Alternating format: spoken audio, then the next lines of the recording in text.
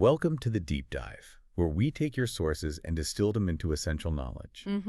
Today, we're unpacking a really fascinating framework for understanding driving. The Goals for Driver Education Matrix, the GDE Matrix. That's right. You've sent us 2 deep dives looking into this, exploring its different levels and, well, how it shapes what it means to be a truly well-informed, safe driver. Exactly. And for those of you perhaps already familiar with the GDE matrix, our mission today is to cut through some of the noise. Okay. Give you not just a clear understanding of the levels, but really unpack why it's so critical. All right. From the physical control of a vehicle right up to those deeper psychological factors influencing our decisions on the road.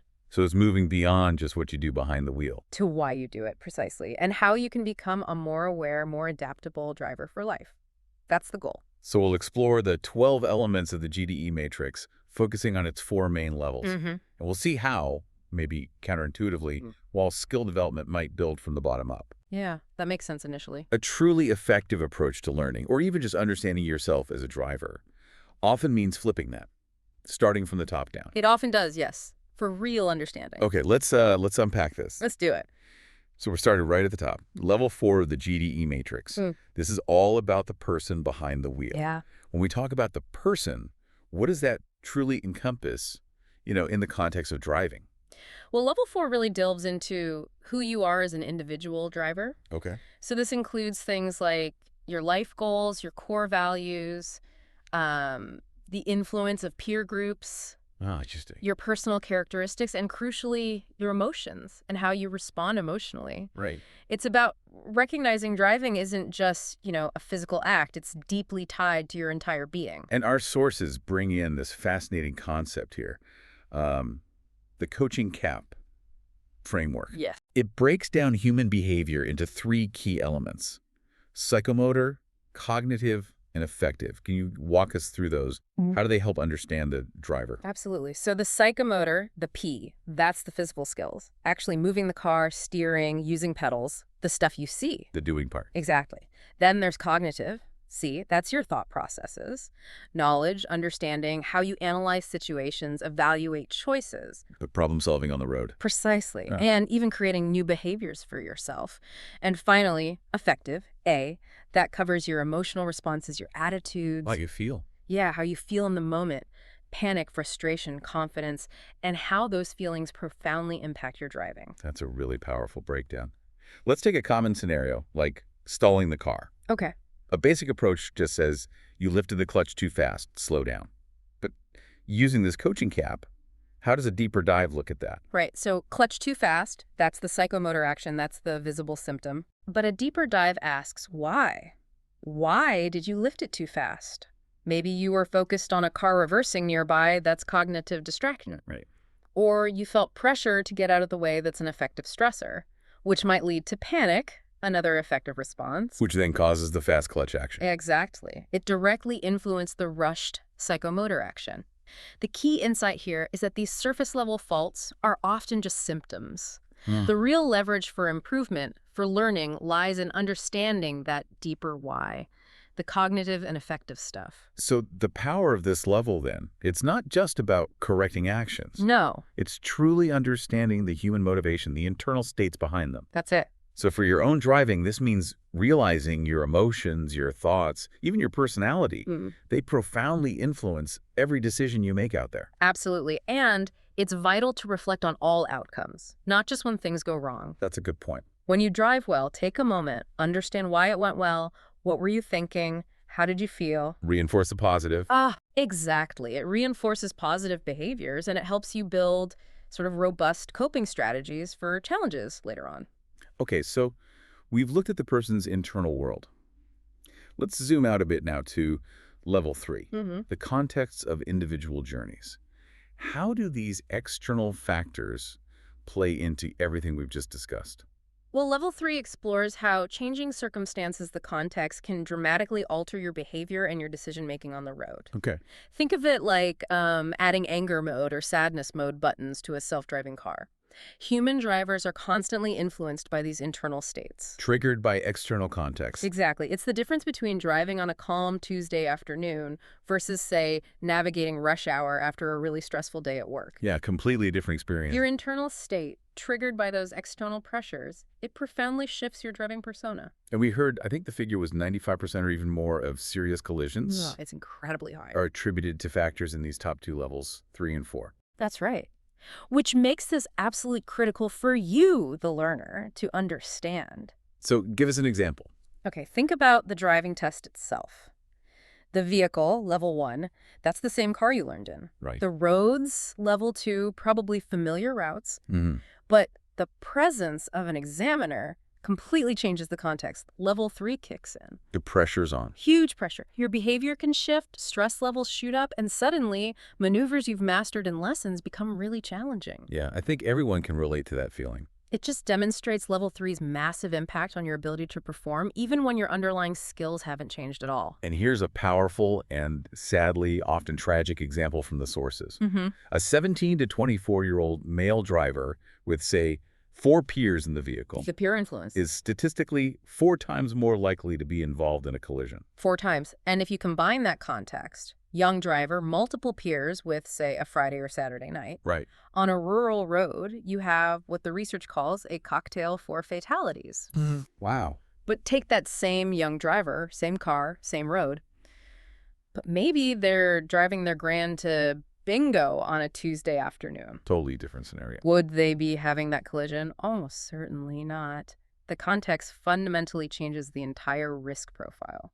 So for your own driving, this means you need to be acutely aware that external factors, like being tired, running late for work, even the kind of passengers you have, Absolutely. they can press different psychological buttons, they affect your driving behavior, and significantly increase risk. Yeah, it's about understanding how these contexts influence your choices specifically. Not just generally, but how they impact you. It's not just about what's happening outside the car. Right. So we've talked about the top levels, the why and the where, the person and the context. Yeah, the really influential stuff. Now let's go down to what many traditionally think of as the core of driving education, levels 1 and 2. The foundations. Exactly. Yeah. What do these foundational levels cover? So level 1 is pure vehicle control. It's the psychomotor skills we mentioned earlier. Like moving off, stopping, steering, clutch control, brake control, the absolute basics of making the car go and stop. Got it. The mechanics. Precisely. Then level 2 builds on that. It focuses on navigating junctions and carriageways. So dealing with roads. Yeah, understanding how to handle different types of roads, single carriageways, dual, rural roads, motorways. Oh. And different types of junctions like roundabouts, traffic lights, crossroads, T-junctions. And historically, driving lessons often stopped right there, didn't they? Yeah. Focused almost entirely on 1 and 2. Very much so. Get the car moving, get through the junctions, pass the test. The GDE matrix also prompts us, though, to consider 3 dimensions within each level. Yes, so that's important. What, knowledge and understanding. Mm-hmm. What could go wrong? Risk-increasing factors or faults. Right. And your ability to self-assess evaluation. Yeah, reflecting on your own performance. This holistic view is meant to ensure you're not just practicing skills blindly. But actually understanding and thinking about them.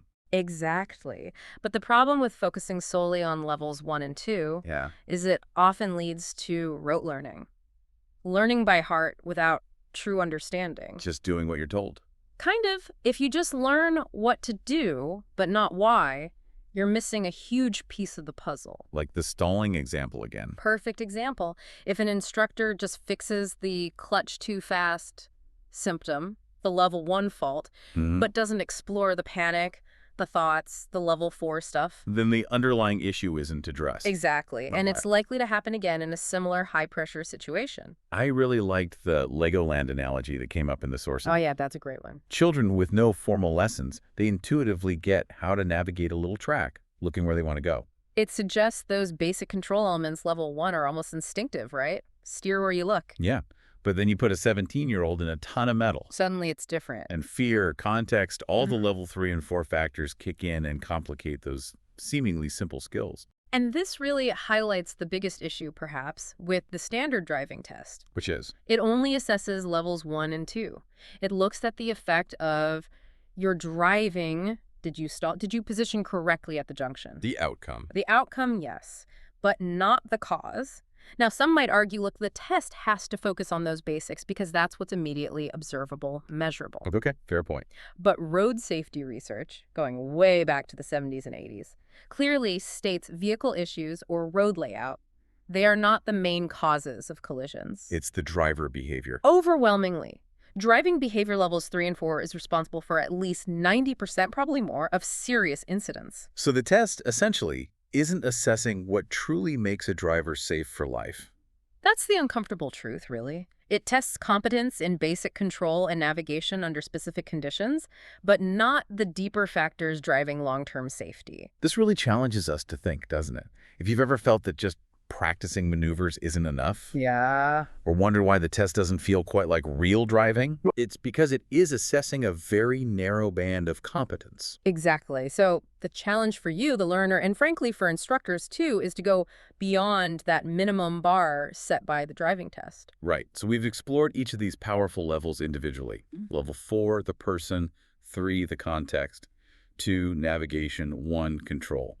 Now, the big question: how do we weave them all together? How do we integrate the fundamentals with these deeper insights for truly effective learning experience? It's about combining them fluidly right from the start. So while you're physically learning to move the car, level 1, Your very first lesson. yes, the reflection on that very first experience should immediately include your thoughts and feelings, level 4. So straight away asking, how did that feel? Exactly. What were you focusing on? How did you feel when the car moved or when it stalled? This helps you start understanding yourself as a driver from day 1. So it sounds like the role of the instructor, or even just your own self-reflection if you're practicing. Yeah, It shifts away from just telling you what to do definitely less telling. towards actively inquiring. So instead of, you went too fast there, brake more. It's more like, We're like, that's interesting. You handled that differently to the last junction. Tell me a bit about what was going on there. What were you thinking? asking open questions. Open questions, absolutely. And when a learner says, maybe, I don't know, Which happens a lot. it does. It often just means they need more time to process, or maybe the question was a bit too knowledge-focused. Right. Sometimes you might need to give the answer, the technical bit, and then immediately ask for their thoughts on it. Okay, so the procedure is X. How does that feel to you? Does that make sense in light of what happened? So valuing their perspective. You have to value their opinion, their feelings, even if it differs from yours. That builds rapport and, crucially, encourages that deeper reflection and understanding. We've heard examples, haven't we, of students saying things like, "Ugh, I hate this junction." All the time. And if they can manage similar junctions perfectly fine, it's usually not a level 1 or 2 skill issue. Rarely is. More often, it's those negative thoughts, those emotions, maybe from a past bad experience at that specific place. The context. Triggered by that specific context. Yeah. That's a level 3 and 4 interplay right there. Yeah. Understanding that is the key to helping them overcome it, not just more practice. So this whole holistic approach, it leads to what our sources call thinking drivers. That's the goal. Thinking drivers. Consider someone who maybe learned to drive illegally before taking proper lessons. Yeah, happens sometimes. They probably have level 1 and 2 skills down pat. They can start, stop, navigate. Sure. But they might not understand why they take certain risks, like speeding just to fit in with traffic flow, even when it feels unsafe. Peer pressure from other drivers. Exactly. True driver education addresses these deeper motivations, these attitudes, the level 4 stuff. So for you listening, whether you're a driver now or learning to drive, this really means raising your self-awareness. Constantly. You might not stop every young driver from ever taking a risk. Let's be realistic, probably not. But if you can get them to think, even for a second, okay, I'm not going to speed here on this bend, I'll wait until the straight bit after. You're influencing a safer choice. You're engaging those higher levels. Even a small shift in thinking can make a difference. And this applies to everyone, right? Not just learners. Absolutely. Regardless of age or experience, take an extrovert, someone who needs stimulation, driving alone on a long, boring motorway journey. Gets tedious. Very. They might subconsciously create risk driving too fast, tailgating just to fight the monotony. To make it more interesting. Yeah. Recognizing that personal tendency, that's level 4, and how it interacts with the context, the boring motorway, level 3, that allows for conscious choices. Maybe put on engaging music, plan more breaks, actively focus on smooth driving, choices that save lives. And we might never know when we've actually saved someone's life through these choices. We never will.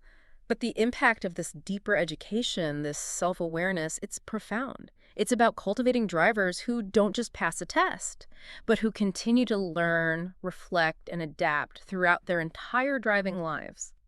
So we've taken a really deep dive today into the goals for driver education matrix. I have. From those basic controls right up to the complex interplay of your thoughts, your emotions, and the world around you. This framework, it really helps you understand not just how to drive, but how to be a thinking, adaptable, and ultimately a safer driver for life. Absolutely. The driving test, like, it's a necessary step. You need it for license acquisition. It's the gateway. It's the gateway, but it's crucial to remember it's only the minimum standard. The real work, the real opportunity for you is to understand yourself as a driver. That level 4P. And cultivate that continuous self-awareness, that reflection that makes you truly safe on the road long, long after the test is over. So, as you reflect on your own driving, perhaps consider this thought. In what specific situations do your emotions or maybe your personal values most influence your driving decisions? For better or for worse? For better or worse, yeah. And how might consciously thinking about the GDE matrix, maybe levels 3 and 4 in particular, help you navigate those moments more effectively, more consciously? It's a powerful question to ask yourself. Keep reflecting, keep questioning, and above all, keep driving safely.